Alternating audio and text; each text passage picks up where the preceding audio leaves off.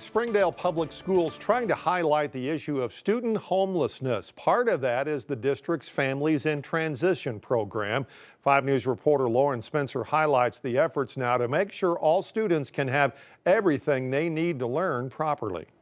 We have 745 identified fit students across the district. That's more than 700 students in the Springdale School District who don't have a set place to call home. They could live in hotels, they could live unsheltered, so like in their car or on a campground or in any of the local shelters or transitional living situations in the area. The district's annual Hearts for Homelessness event helps fundraise and let people learn about their Families in Transition program. I learned tonight about how people are doubled up, how people live in campgrounds because they can't pay their rent. Through a grant, they can give school supplies, clothing, and transportation to students who need it. The district can even do more with donations to the program. I can pay for a hotel stay utilizing these funds, but I can't out of grant funds. Or like helping with utility bills. I can't use grant funds for that, but I can use Hearts for Homelessness funds for that. Hannah Heemstra, a social worker for the district, brought her family to Tuesday's event. I love working in the schools because there's so many different ways that you can support a family. She says she's passionate about the transportation aspect of the program, making sure students can stay in class. Once a child is enrolled in a school and they find themselves moving because they're in transition, they have the right to stay at the school that they're zoned for. They're making sure every student can show up as their best selves, no matter their housing situation. If your basic needs aren't met, you're not going to be ready to sit in a classroom all day and learn. In Springdale, covering news where you live, Lauren Spencer, 5 News. Meanwhile, the Fort Smith School District has a new superintendent. He's a familiar face. The school board tonight decided to select Deputy Superintendent Marty Mahan among 3 finalists to replace Dr. Terry Morosky, who is leaving at the end of the school year.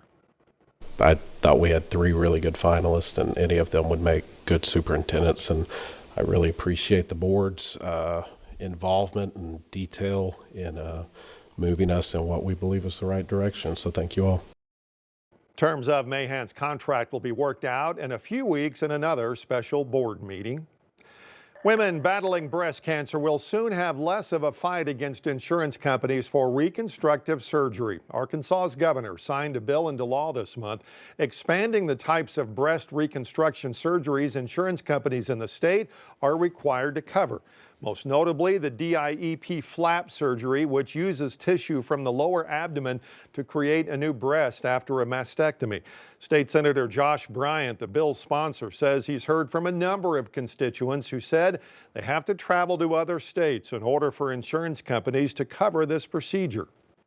Listen to the testimony of the survivors that were denied this coverage, that were waiting for this coverage, that went out of state. Some distances of several thousand miles to be able to afford their portion of this surgery. It was time for us to address this issue and bring it here. And that law, by the way, goes into effect in January of next year.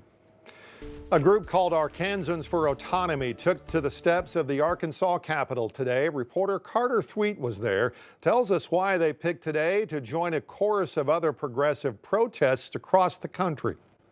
The people united will never be defeated. What we want more than anything is for Arkansans to be treated with respect and dignity and for their bodily autonomy to be respected. Emily Wales is the director of Planned Parenthood Great Plains, which serves 4 states, including Arkansas.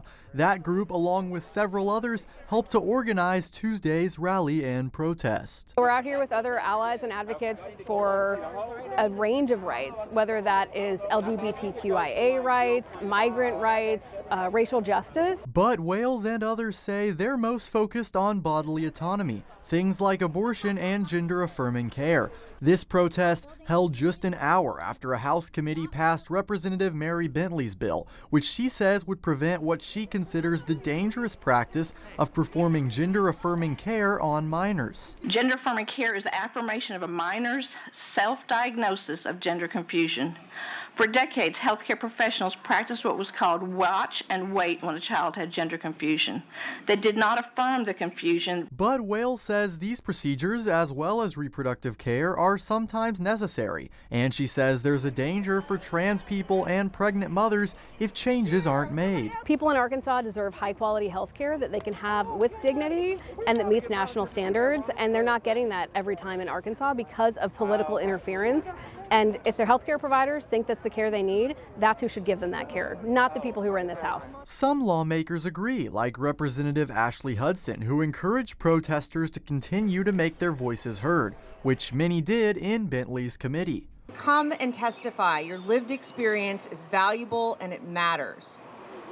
This is going to be a fight that lasts a long time, but it is a fight that is worth having, and it's a fight that's going to take all of us. Carter Thweet, 5 News.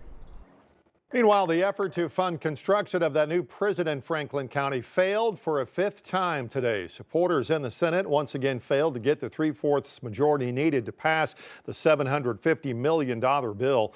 Senator John Payton had voted present in past votes, but changed his vote to yes today, bringing the total number of yes votes to 21. They still need, though, 27 to advance the bill to the House. Meanwhile, Senator Joshua Brine from Benton County introducing a separate bill this week that would set aside money that has already been allocated to fund prison projects. The Senate bill would take funding the state Securities Reserve Fund to use on correctional facilities this year and next year. The bill has been referred to the Joint Budget Committee. City of Bentonville considering a plan now to raise electric rates. The news comes just a week or so after the city doubled water rates for residents. Electric rate hike expected to be much less, though. Cost of service study has recommended rates go up between 4% and 8%. City's electric utility director says it would cover rising costs and higher demand. With Bentonville's growth as a whole city that everybody can feel as they drive around, we have to make sure that we are planning for all of those people that are moving here and the people that are already here.